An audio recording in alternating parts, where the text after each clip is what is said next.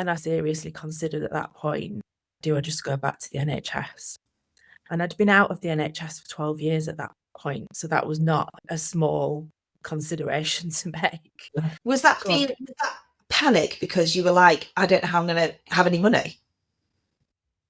Welcome to the Treat Your Business podcast, the show for clinic owners who want real, honest advice and tried and tested ways of doing things. I'm Katie Bell, and this is the new era of bigger insights and bolder conversations to help you grow a clinic and a life you love. Let's dive in. Anna, welcome to the podcast.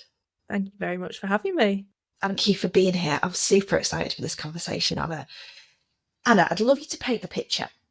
And the picture that I would love you to paint is Anna, before you started working with Thrive, when we very first met and we had our first conversations. Can you describe what was going on for you in your business and in your life?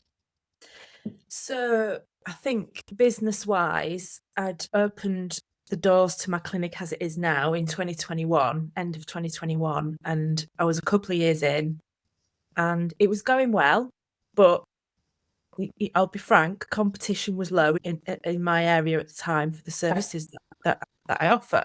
Okay. So I think some of it, and my pricing was quite low and all those kind of things. I think there was an element of just like beginner's luck, if you like. And I was really enjoying the clinical side of it. So that was fantastic. And then 2 years in, I had this 1 month where it was dead. It was just totally dead.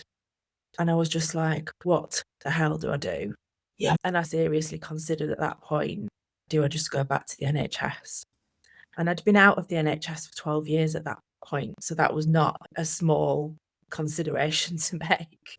Was that panic because you were like, I don't know how I'm going to have any money? Yeah. Yeah, because it had all started so well. And I was just a bit laissez-faire, really. I was just going along thinking, it'll just continue to build organic growth. And then when it didn't, I was like, shit, I don't even know why. But I still didn't get in touch. Yeah, of course, right? No, because being me and like lots of other physio clinic owners, I just thought, I can do this. I'll just knuckle down.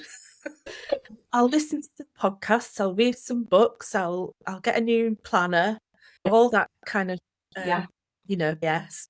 Yeah. And then a few months into that, I was just like, I still don't know what I'm doing. I don't know my numbers. I don't know why I have months that are good and months that are bad. My income's fluctuating. I can't make any financial plans with that, for the family. Yeah. It was just unsustainable for me to continue the way that I was. Yeah. And there was a couple of things I think that made me make the call. One of them was that I just started to realize that I can't.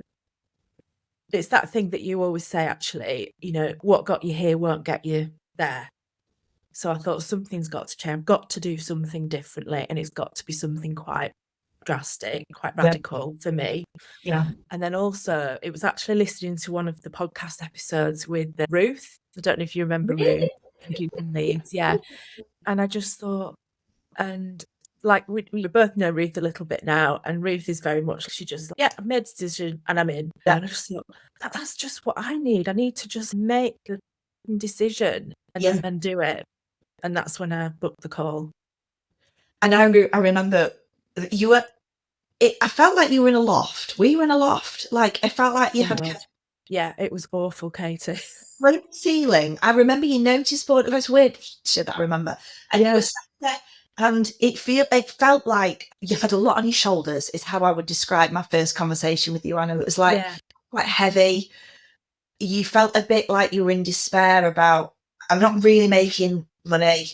You were exhausted. You were energy depleted. You were a mum of a girl, and you're a wife, and you've got all of that going on as well. And you were trying to protect your time with her, but you needed to make money, and it just felt it was all quite heavy for you. I actually felt at that point that it was impossible. Yes. And so I think even when I had that call with you, I felt a little bit like, I don't think Katie's going to be able to help me. Yeah. At least have that conversation. Yeah. Yeah. And you were if I remember rightly, you had only pay as you go. You were charging way below what you should have been. Yeah. Your diary would do this quite a lot, go up and down, and then people would cancel. And so you, as you said, you'd have some weeks where you could get people in, and then some weeks which would just have nobody in. Yeah. And it had no predictability to it whatsoever. How was all of that, Anna, showing up for you in your personal life? I was just stressed and miserable. Right. And I didn't feel like, I felt like I had to be, I felt like when I was trying to work and solve these problems, I was like thinking, oh, I feel guilty because this isn't making any money. So I shouldn't be spending my time doing this because I should be doing stuff with my family. Right, And then okay. likewise, when I was with my family, I was thinking, oh shit, I should be working on the business because it's not making any money. I was just going round and round in these kind of circles mentally, Yeah. which was just a very stressful, panicked way of thinking in Yeah. hindsight. And then you don't really make any good decisions when you feel like, no. And I had no insight about that. Like, I can say that now, but at the time, I don't think I could even see that's what I was doing. Yeah. I think I'm someone that is I am quite self-reliant and I'm quite independent, and I always have been since being quite young. And so it's quite a big step for me to actually need help, and I don't know what I'm doing. Yeah. So we had a conversation.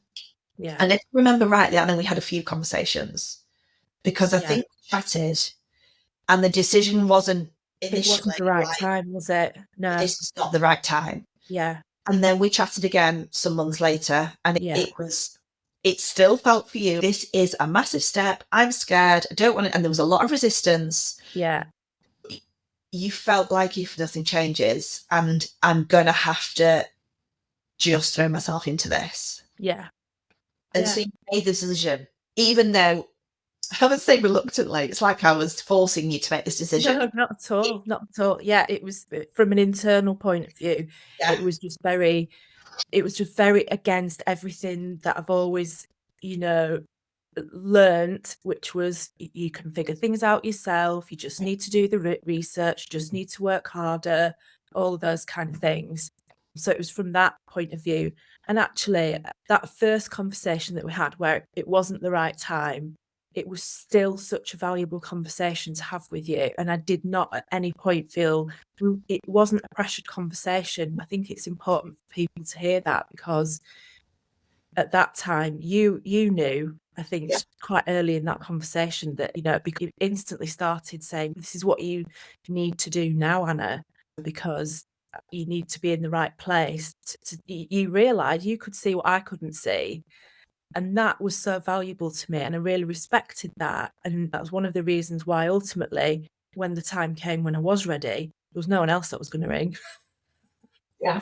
Because I knew that you wouldn't bullshit me. Yeah. Yeah. You know what I mean? So, yeah.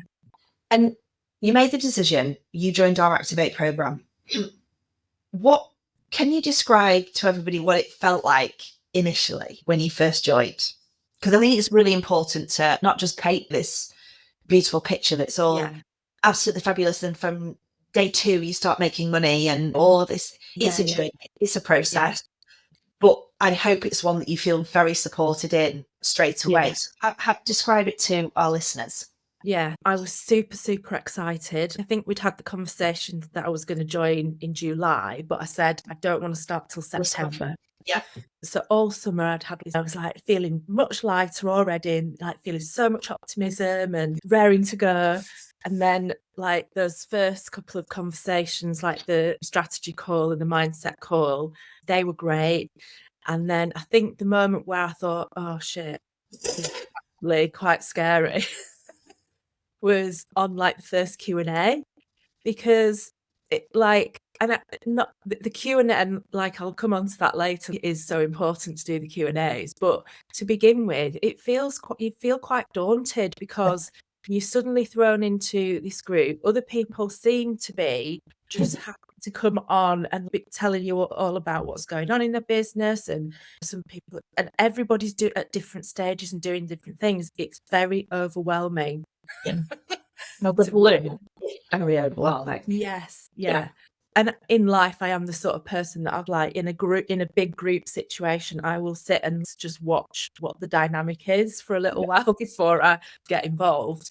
And I think I did that for a few sessions. Yeah. And then I think I came in with a question very meekly at the end. And I still feel like that a little bit sometimes now, because especially when I'm in the Elevate Q&As, because there's other businesses that are doing different things. They've got bigger teams, they've got bigger premises, and it's easy to start to compare yourself.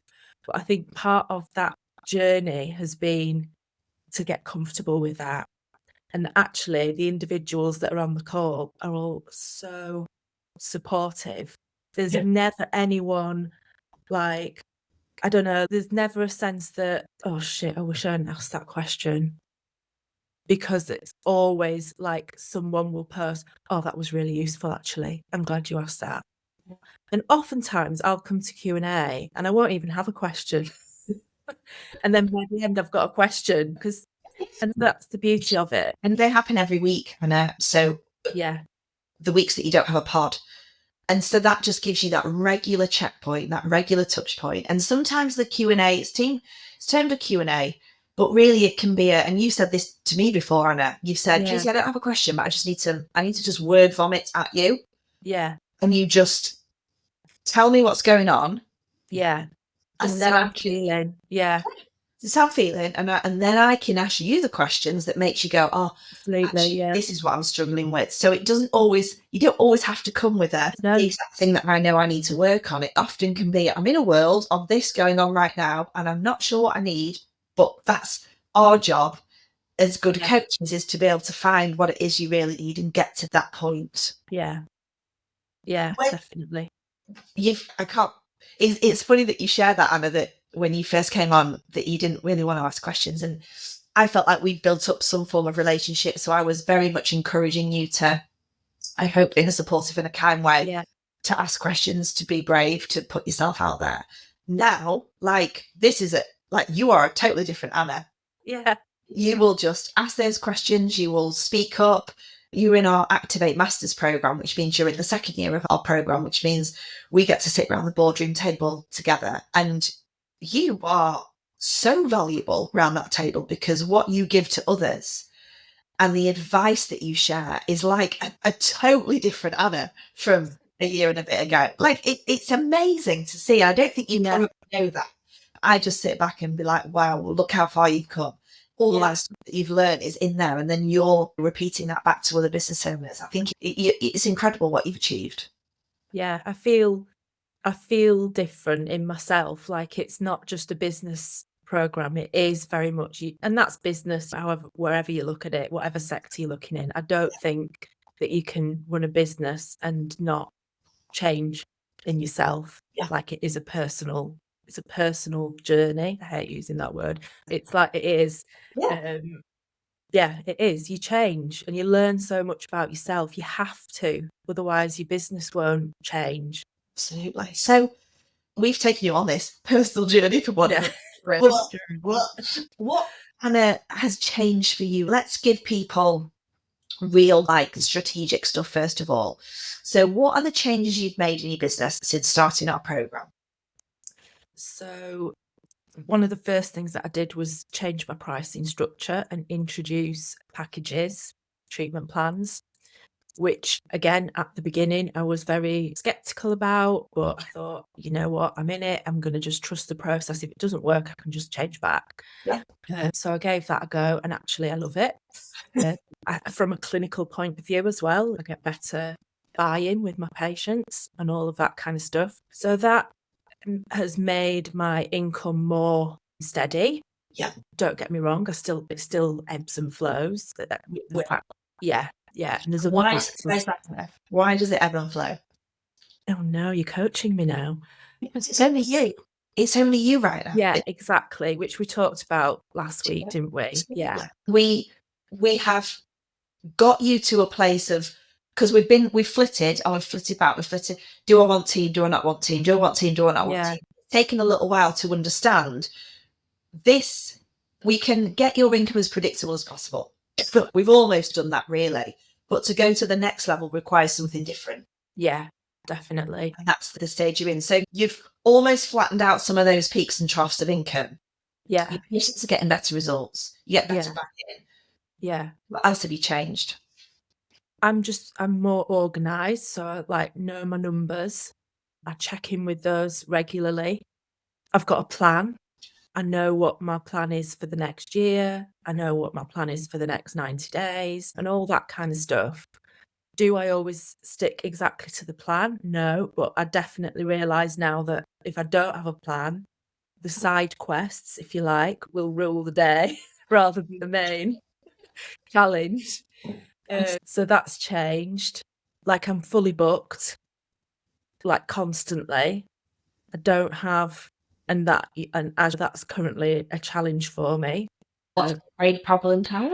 Yeah, good problem to have. Yeah, and I'm grateful for that. Yeah. So again, my mindset has changed. I'm a lot more optimistic than I was.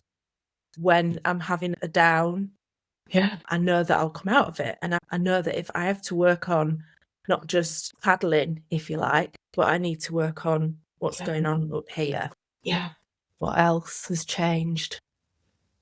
Your systems and processes have changed in my opinion. Yeah, I've got a VA now, which makes a huge difference. I've taken on an accountant to do my bookkeeping, got new software and things like that. And they seem like little things, but I was always holding back with them because how am I going to afford it? But now it's I can't afford not to do that, because if I don't have those things in place, I definitely would not have got through the last quarter with the clinic being as busy, the challenges that we had at home with various illnesses and things like that. I just wouldn't have been able to. I don't know what happened. Not even thinking about it, Katie. Stop. And I think it takes us a moment to stop and reflect on how much stuff you've actually done, and your marketing, your recruitment. You know how to. You're starting on that recruitment journey, and we're going to be supporting you with onboarding, then training, and you stepping into that next level of leadership, because that all brings new challenges. So it's not a one and done thing. This ever. No, definitely. It's a constant thing that we. But Anna, you really made the decision to invest in you. Yeah. And you said to me on the very first call, this is like the biggest investment I will have ever made in anything. Yeah. And particularly on myself. And a part of you felt uncomfortable with that, didn't it? Because a part of you thought, should that be going into the family part? Should that be for my daughter and her priorities? But actually, without you working on yourself and you doing this, you couldn't create a different future for the family and for your daughter. But this is giving you hope. Yeah, definitely. I think making that investment, like you say, it did feel like it felt very uncomfortable. Yeah.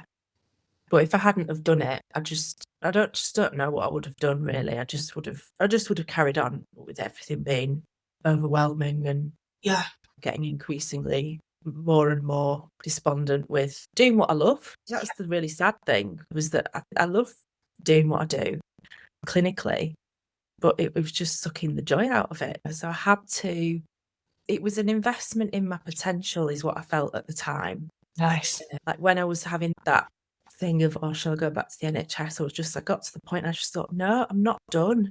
I've not fulfilled my potential as a person, and I've not fulfilled my business's potential by any stretch. And if I'm honest with myself at that time, or if I was honest with myself at that time, I would have said to you then, yes, Katie, I do want to grow a team. But it felt too much. That was too far in the future. Yeah. And it still does a bit, but yeah. Now that's part of the process of growing my business and growing as a person and as a business owner, is getting uncomfortable with that feeling of, oh shit, this feels a bit scary. Yeah. Yeah. And if it doesn't, it's probably not big enough. Yeah. It's probably not the right thing. Yeah.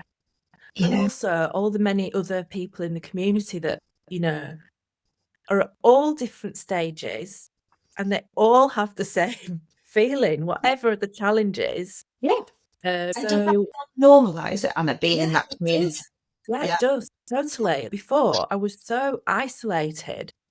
And I think one of the things, like, I think the investment, we talk about it was a big investment. And I think one of the things that I thought about was I'll do some business coaching through the funded local authority stuff and things like that. But actually, they're not physios. And there was no other, I couldn't see any evidence, being blue, I couldn't see any evidence of there being any other businesses like mine who would get the clinical side of it. Yeah.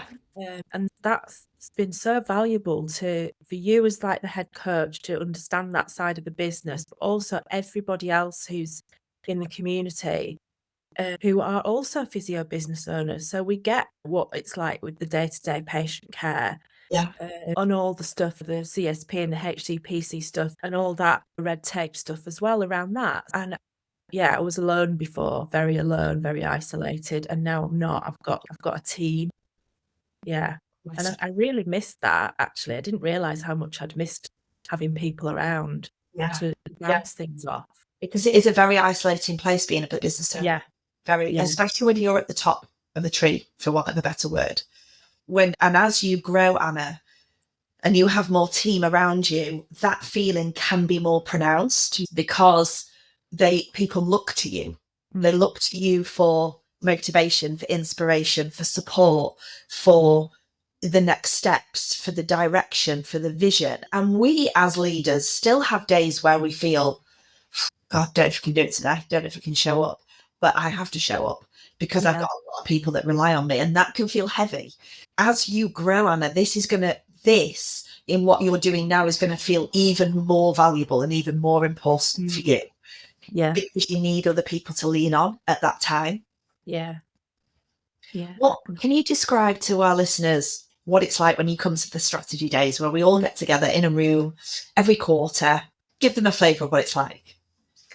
It's lovely. You get to see everybody that you've seen on the Q&As, and you get to build relationships with people over time. The first one that you go to is a bit intimidating and scary, but you have to just suspend your cynicism because all the sort of woo stuff that happens sometimes, like that does not come naturally to me at all. But you just go with it, and everybody, like, I'm sure there must be more than 50% of the people in the room that are feeling the same. But you just go with it and have a laugh, and it's just silly, and it raises the energy.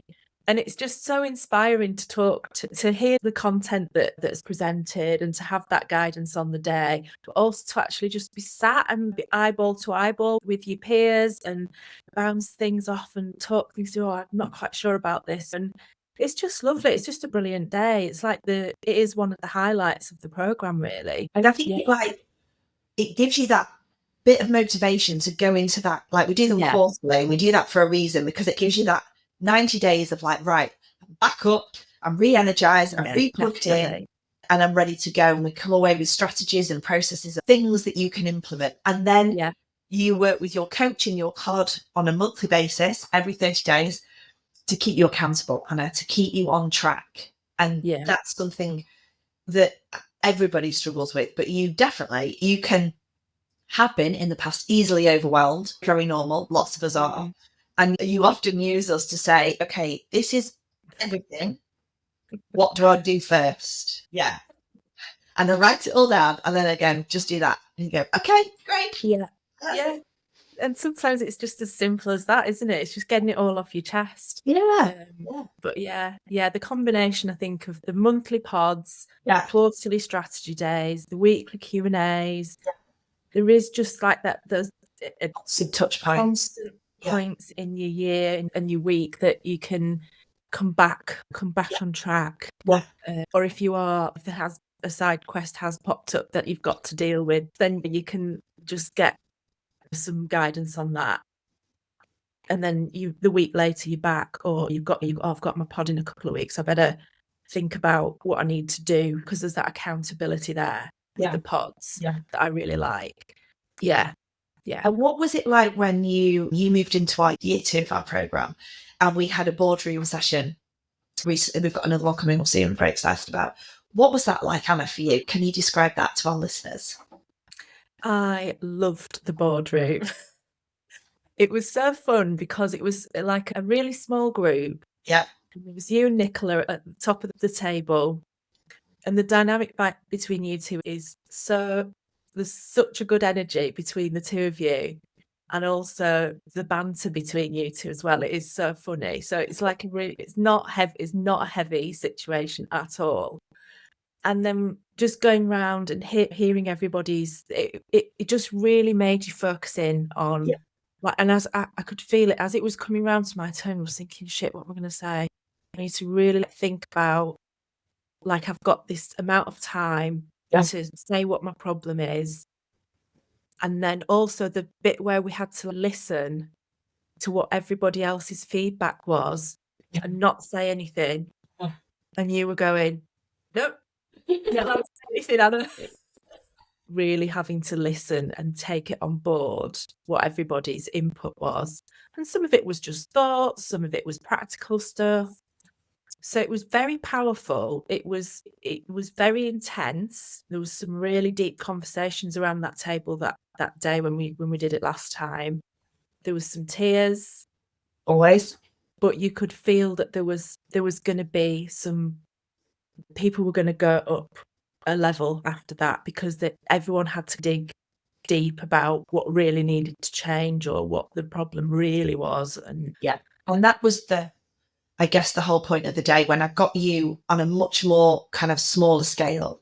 Is my job is always to really peel back the layers and find out what the actual problem is, because often the problem that you present me with is not the real problem, and it's my job to discover what that is and then guide you in where you need to go. And that might be me teaching you, or it might be coaching you, and there's two different ways that we do things, but the conversations are powerful and they're often things that need to be addressed. And you obviously felt, Anna, and I'm sure the other members did as well, it's a safe enough space for you to really lean into that. Yeah. And I think because you've been through the Activate program for the first year, it's not like you just dumped in with a load of people that you've never met before. You've built some relationships with people in the around the table. Yeah. And so super, super supportive and definitely a safe space sort of thing. Yeah.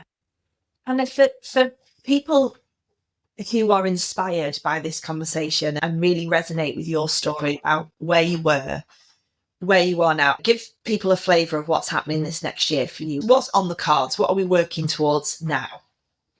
So the big thing this year is starting to build my team. That's the big thing, because I want to be able to reach more women. Yeah. And I want to be able to offer more services. And previously I probably would have just thought, I'll just go and do that course myself. You can't do it all yourself. That's what. So rather than me what I need is a team. Yeah. And I'm excited about that. And just more of everything. I love it. Please. But it's because for want of a better word, you've cleared out a load of shit. Yeah.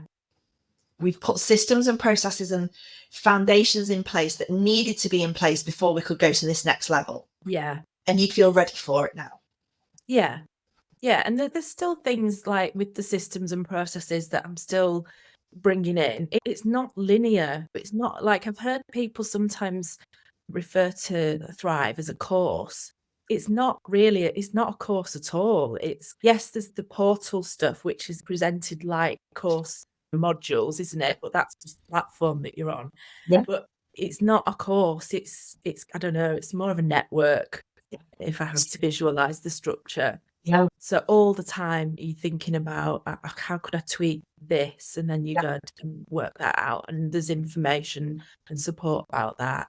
Yeah, so just more continuing to make things better, tightening things up, feeling more confident to do more marketing this year as well. I think that's something that before, worrying about putting myself out there and the energy that I was bringing to that public face, if you like. Yeah.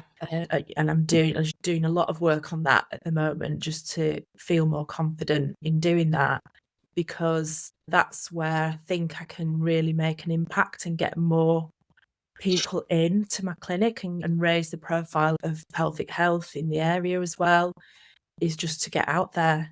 And I've just not been doing it. But this year, I'm going to do it. And now you've said it on the podcast in front of everybody. I said it on the podcast, and it's So going to happen. what would be your final piece of advice to anybody who feels like you did, but hasn't got out of their own way? Just make that call. Just have that conversation. It's just a conversation. Just have that first conversation and just take that first step. Yeah.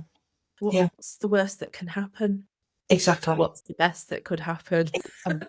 Really strange. Oh my goodness. I'm so proud of you. And you are an absolute inspiration. I personally, I love everybody we work with. I have a massive amount of love for everybody, but I love working with you. Your energy is great. It's always great when you're on our live days. You bring great advice. You bring a lot of support. You bring a lot of blueness, which makes me laugh a lot. And we laugh together about it because I'm definitely not blue. But yeah, you're just a joy to have in the programme, and long may it continue, and long may I be able to support you in your life and in your business. Thank you so much, and thanks to all the team, everybody from client care, all the coaching team. It's just, and all the members. It's got me through some dark days in this last quarter for sure. Yeah. Well, we're not going anywhere. We're here. And I can't wait to see what 2026 offers for you.